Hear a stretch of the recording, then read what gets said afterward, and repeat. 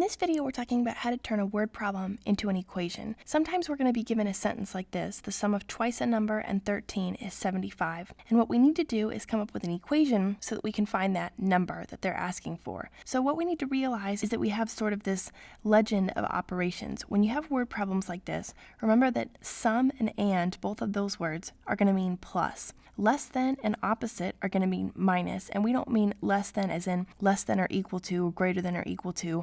We mean something like 3 less than 4 is 1, right? So less than or opposite is going to be minus. Product times and of will be multiplication, and is going to be equal to.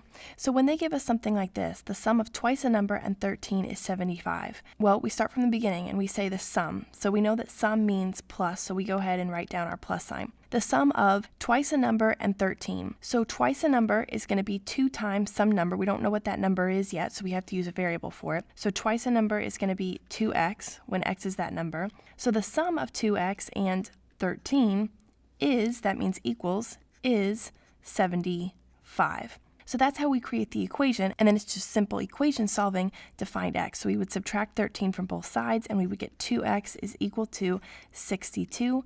Then we divide both sides by 2, and we would get x is equal to 31, which means the sum of 2 times 31 and 13 is equal to 75. What about this one? 0.42 of 86 is what number? Well, remember that of means times or multiplication, so we have 0.42 of 86 is what number? Well, what number? We don't know what that is yet, so we'll go ahead and use x.